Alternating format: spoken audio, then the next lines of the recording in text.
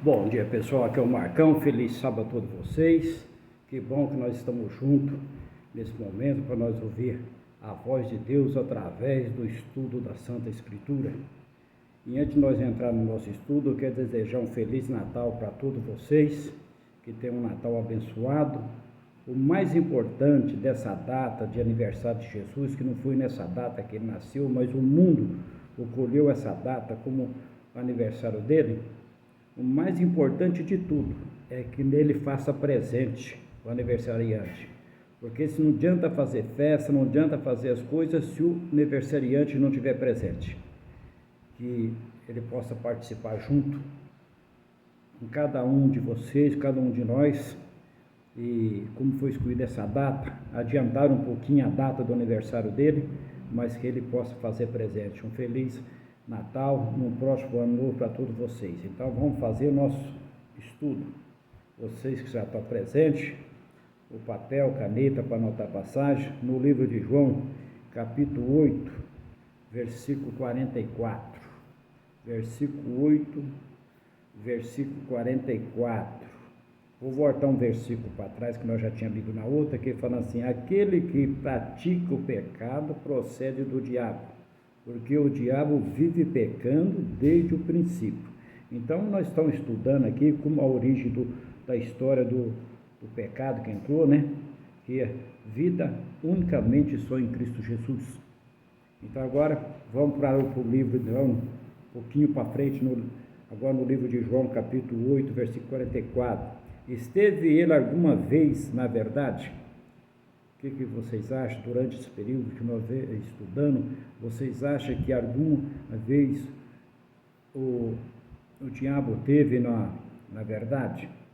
Então, vamos ver o que fala assim: vós sois do diabo, que é o vosso pai, e quereis satisfazer-lhe os desejos. Ele foi homicida desde o princípio. Jamais se firmou na verdade, porque nele não havia verdade.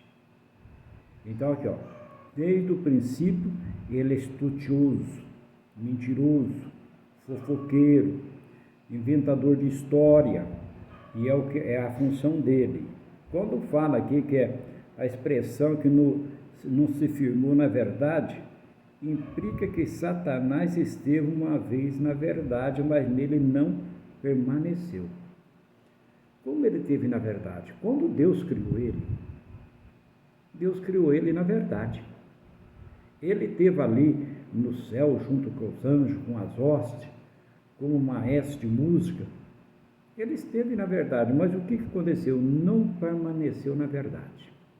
Entrou o desejo no coração dele, a cobiça dele ficar acima de Deus, o semelhante a Deus. Ele sentiu um desejo de fazer o trono dele acima do trono de Deus.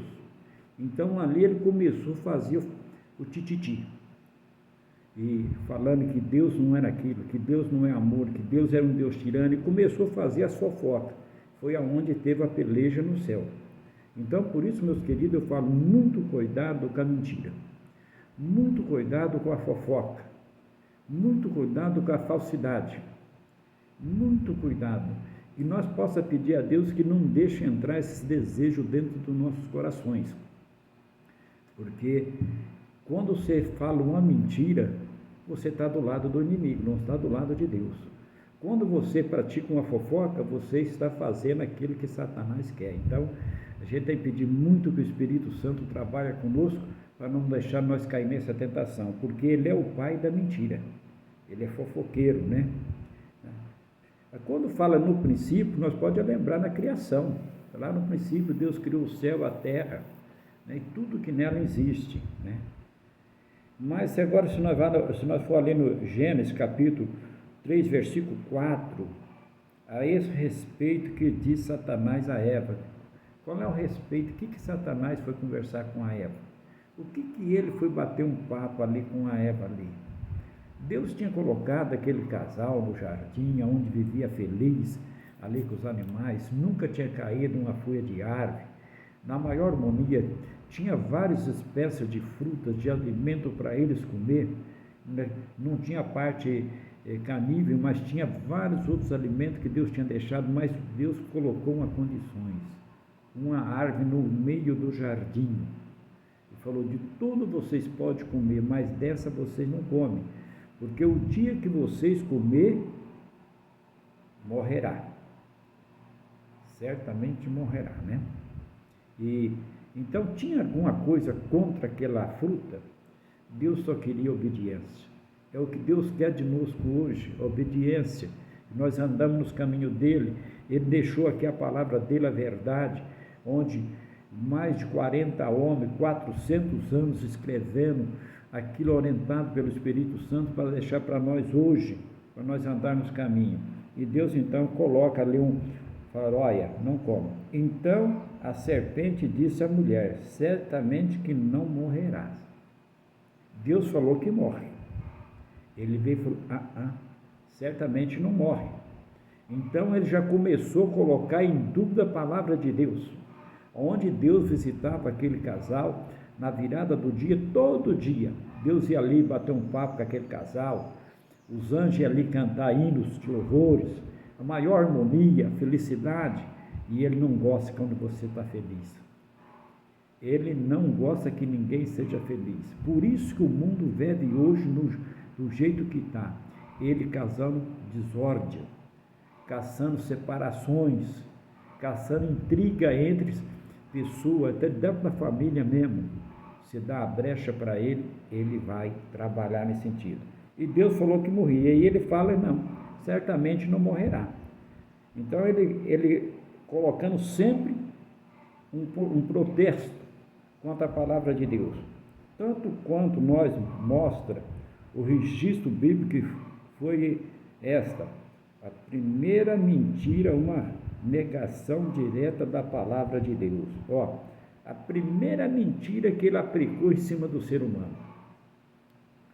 A primeira mentira, ele é mentiroso, ele casou mentira lá no céu, mas aqui o ser humano, aquele casal, a primeira mentira que ele veio ali pelo aquele casal ali, sobre a palavra de Deus.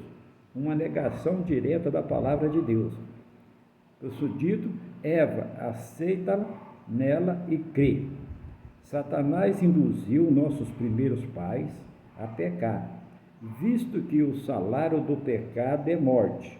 Com isso causou a morte dele, tornando-se assim em realidade o primeiro assassino, uma mentira, portanto uma irmã gêmea do assassino, uma das coisas mais destatável ou distante, detestável, que seria isso, vamos pôr mais detestável, tá? Do que ele aplicou naquele casal.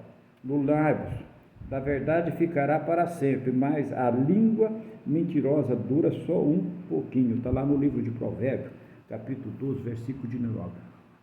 O lábios que fala a verdade dura para sempre, mas a língua mentirosa, essa a dura pouca coisa.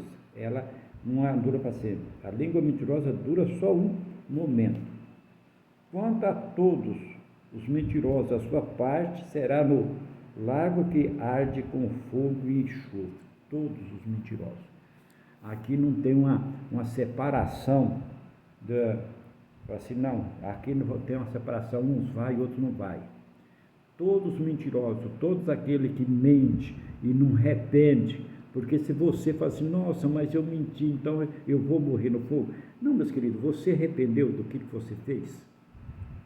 Você chegou para Deus e falou para Deus: Senhor, olha, eu fiz coisa errada, eu estou arrependido, mas de coração, conversando com Deus, porque o diabo teve a oportunidade para se arrepender, e ele não quis se arrepender. Se você se arrepender, conversar com o Papai do Céu e não voltar mais a aplicar aquilo dali, você é perdoado. Deus perdoa. Por isso Jesus veio pagar o salário do pecado. Mas isso se você quiser. Se você não quiser, não tem jeito. É se você quiser. Se você aceitar o sacrifício de Jesus. Então, ele coloca a dupla. É a função do inimigo. Mas para isso Jesus esteve aqui para nos dar a liberdade, nos voltar, não pagar nossa dívida que era muito grande, porque Deus tinha falado: O salário do pecado é morte, e morte eterna. Jesus falou: Pai, eu vou lá morrer por eles. Eu vou lá pagar essa dívida que eles não dão conta de pagar. Ele veio e pagou a minha e a sua e todo do passado. E ele continua pagando até hoje a dívida daquele que aceita ele como seu salvador. Mas para isso nós temos que aceitar. Enquanto o inimigo continua colocando dúvida na cabeça do ser humano. Mentira, revolta. Mas Jesus deu essa advertência quando ele falou da destruição de Jerusalém, ali nos anos 70, os discípulos puderam ver tudo aquilo que Jesus falou ser cumprido. Aonde aqueles que aceitaram a mensagem, fugiram, não morreram. Foram morridos mais de 1.100.000 pessoas, mas ninguém morreu porque aceitou a verdade e fugiram. E hoje, o que ele fala para nós hoje? Ele fala para nós a mesma coisa: filho, o caminho está aqui, ele está mostrando a verdade para nós. Nós aceitamos a verdade? Depende. Agora você vai lá no livro de Marcos, capítulo 1, versículo 12 e 13, se quiser anotar, porque o tempo nosso passa muito rápido. E Mateus 4, 1 e 11. Vamos ver aqui alguma coisa que fala aqui para nós também, nos orientando e mostrando, dizendo: que fez Satanás quando Cristo foi redimido ao homem? O que Satanás fez? Será que ele que conhece bem Jesus, esteve com Jesus no céu, será que ele fez alguma coisa? E seguir, foi Jesus depois do batismo. Jesus foi batizado, em seguida ele foi levado. Foi Jesus levado pelo Espírito ao deserto. E ali esteve no deserto 40 dias tentado por Satanás. Pensa, 40 dias, 40 noites, um ser humano sendo tentado. Porque Jesus é Deus, mas ele estava ali como ser humano, tá? Nós temos que pôr isso na nossa cabeça pela hora da fé. Ele é Deus, mas ele veio aqui como ser humano, veio pagar, porque se ele viesse como Deus, ele não precisava ter morrido na cruz, ele destruía tudo. Mas para pagar o pecado do ser humano, ele veio como ser humano. E ali ele foi tentado durante 40 dias, 40 noites por Satanás. Tentando ele de toda quanto é espécie que vocês possam imaginar, Satanás tentou iludir ele. Chegou um ponto dele pegar e levar Jesus ao binóculo do templo e falar: ó, mostrou o mundo todo para Jesus, uma coisa que Jesus não conhece, né? Que Jesus que criou isso aqui, falou: eu te dou tudo isso daqui, se você me adorar. Ele dá o quê? Que ele não tem nada. Mas é isso que ele faz hoje com o ser humano. Ele propõe muitas coisas para o ser humano para depois ele cobrar. No momento parece que é mil maravilhas. Depois ele cobra. Enquanto que Jesus falou: eu ofereço vida e vida eterna. Ofereço vida e vida eterna. Enquanto Satanás, ele oferece no momento, parece que coisa maravilhosa, para depois ele cobrar. Vamos ler mais uma passagem da Bíblia e aí depois nós continuamos nos próximos estudos, né? Vocês vão no livro de Hebreus, capítulo 4, versículo 15. Hebreus 4, 15. Com que intensidade foi Cristo tentado por Satanás? Com intensidade. Porque não temos sumo sacerdote que não possa compadecer-se das nossas fraquezas. Antes foi ele tentado em todas as coisas, a nossa semelhança, mas sem pecado. Jesus foi tentado à nossa semelhança, como ser humano. É isso que eu tinha falado, como ser humano, ele foi tentado. Qual é mais a diferença? Sem pecado. Jesus, na cruz, abraçou todo o pecado da humanidade. Todos. Morreu de braço aberto para abraçar todos. Falar: meus filhos, estou pagando por tanto, até aquele soldado que pregaram ele na cruz, cortou com a lança ao lado dele na costela, deu vinagre na boca dele, para a maior verdade, aqueles que chacotearam ele, colocou coroa de espinho, na hora dele fechar o olho dele para o sono, ele falou: Pai, perdoa porque eles não sabem o que está fazendo, estão sendo iludidos. Meus queridos, que nós não deixamos o inimigo iludir. Sempre quando nós vamos fazer umas coisas, primeiro nós falamos: Senhor, está da sua vontade, está do seu acordo. O pecado é como fosse um telefone. E eu gosto muito dessa fase do pastor Alexandre Golion. Ele diz que o telefone toca, você está no ato pecaminoso. Se você não pôr a mão para atender, você ficou no ato. No momento que você colocar a mão e atender, você entrou no pecado. Assim é o pecado. Você vê as coisas, às vezes ele te cutuca para você sentir o desejo. Mas se você virar as costas e não praticar, você ficou só no ato. Que Deus abençoe cada um de vocês e tenha um bom Natal a todos.